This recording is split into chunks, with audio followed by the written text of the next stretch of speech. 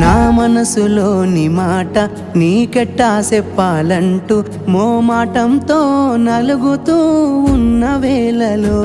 నీ సిగ్గు పాడుగాను సిన్నబోయి బోయి నేను చెప్పేసా దూరమైతామాని మనసులో మాట అమావాస్య సీకట్లోన సందమామల తెచ్చావే నా బతుకుల దీపాల పండుగ ఓడి అలిసిన నా గుండెకు గెలుపంటే నువ్వేగా